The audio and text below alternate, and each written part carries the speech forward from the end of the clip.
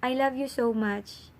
At sa panahon na ito, gusto ko, gusto kita ihag.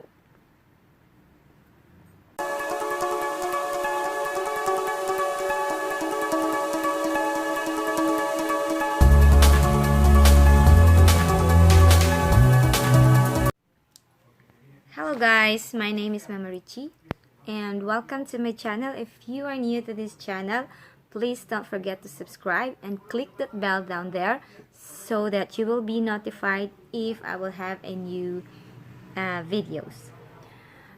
So today guys, I am going to talk to you. I don't know how will I do this, but I just want to share the feelings of a long distance mom whenever their kids are going to celebrate their birthday.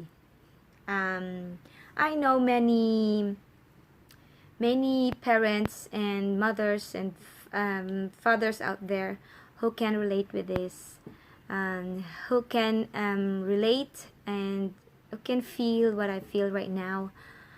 I just want to say happy birthday to my son, my Loloi, the youngest, and I have another son. I have the eldest who is turning 15 also on January, and today is the 13th birthday of my Loloi. When I left, he was only 2.5 years old. Every time he celebrates his birthday, nagfa-flashback po yung moment na huy, ang sakit pala guys ang sakit, wait po. Nagfa-flashback po sa akin yung time na iniwan ko po siya. He was just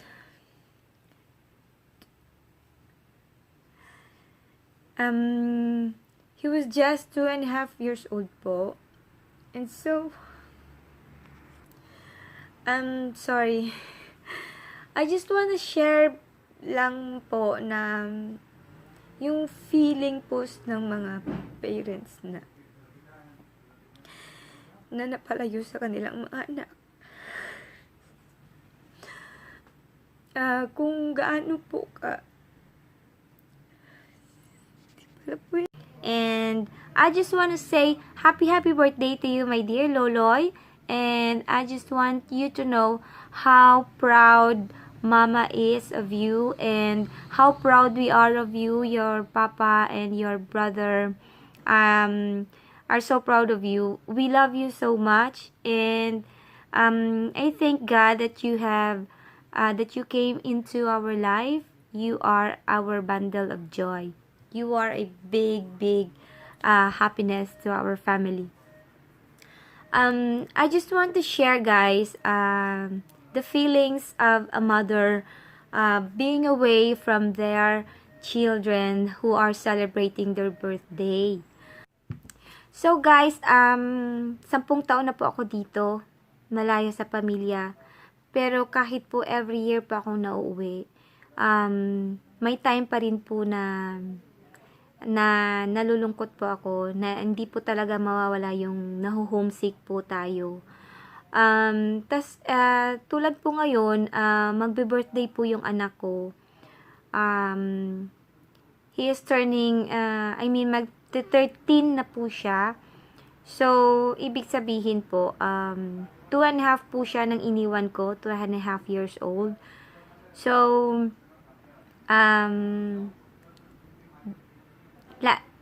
kapag nagbe-birthday po siya, nagpa-flashback po sa akin yung time po na iniwan ko po siya nung maliit pa po siya. Maliit pa po siya.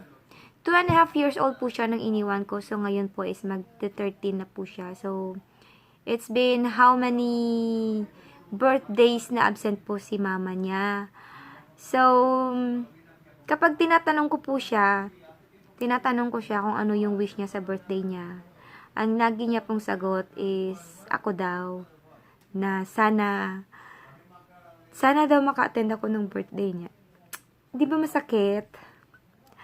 Pero yun din naman ang wish ni mama, di ba?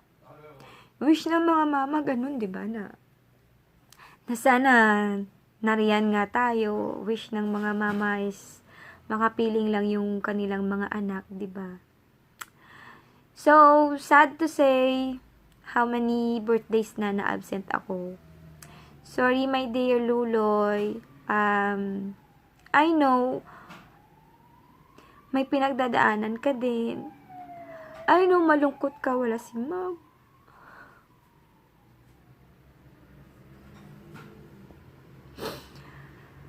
Pero malungkot din si mama. Mas masakit sa akin yun. Sana naintindihan niyo. Sana talaga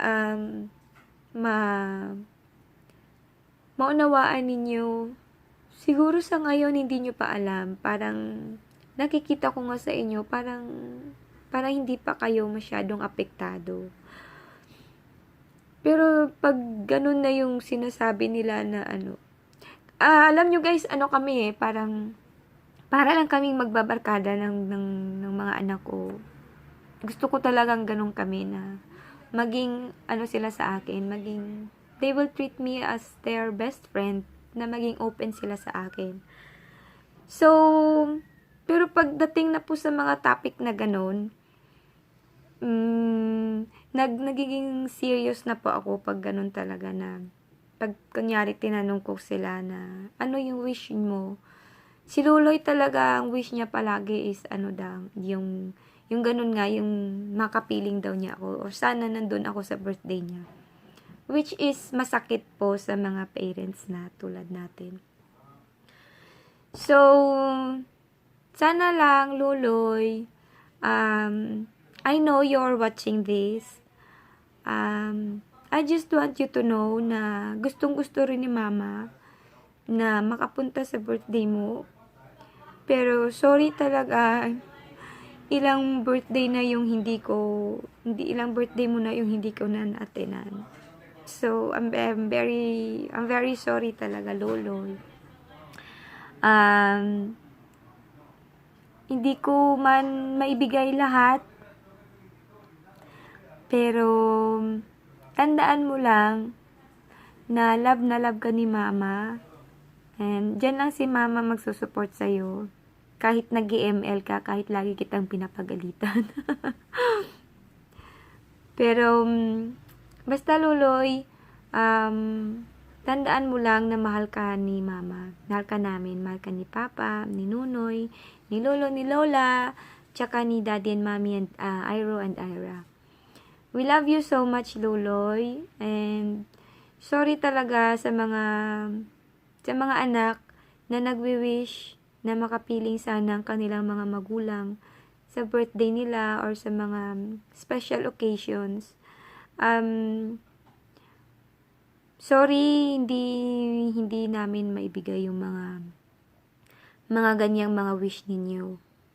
Pero sana nga maunawaan ninyo na masakit din sa mga magulang yung ganun. So sana guys, sa mga anak na malalayo yung mga magulang, give time po na mag-message kayo sa mga magulang ninyo. Ipaabot nyo po sa kanila, iparamdam nyo po sa kanila na mahal nyo yung mga magulang ninyo. Nagsasacrifice po yung mga magulang para po sa inyo. Kaya mga anak na nasa malayo yung mga magulang, huwag kayong mag-isip na iniwan kayo dahil lang sa pansariling ambisyon ng mga magulang. Para po yun sa inyo. At mahal na mahal po kayo ng mga magulang ninyo. Dahil yun po yung nararamdaman ko. Mahal na mahal ko po yung mga anak ko, pero para po sa pangarap, nagawa naming iwanan yung mga anak namin. Noon, sabi ko, gusto ko mag-abroad, gusto ko magkaroon ng magandang bahay, gusto ko makapag-aral yung mga anak ko sa magandang paaralan. Tapos ngayon, nandito na ako. Parang guys, parang kulang. Pero total, nandito na rin kami. Nandito na ako. So, grab na lang po yun. At, na lang. Go na lang. Hingi na lang ng guidance kay God. Hingi ng lakas. At sana ay lagi ko po talagang ipinagpipray na sana maunawaan ng mga anak ko yung aking ginagawa. At sana ay madama nila yung aking pagmamahal kahit po malayo po ako sa kanila. Yun po yung alam ko yun din po yung wish ng ibang mga magulang. Ng halos lahat ng mga magulang na malalayo sa kanilang mga anak. So, Loloi, happy birthday again. I love you. Yun lang po. I love you so much. At sa panahon na ito, gusto ko gusto kita ihag. Pero wala. I love you, Loloi. Happy birthday. And sana mag-enjoy ka.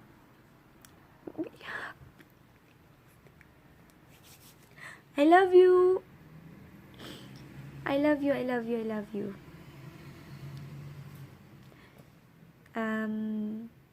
Grow up na, Loloi. Patubo ka na sa buot mo. I miss you so much. I love you. And to my Nonoy, love you. Be good kay mo always. Miss you guys. Love you so much.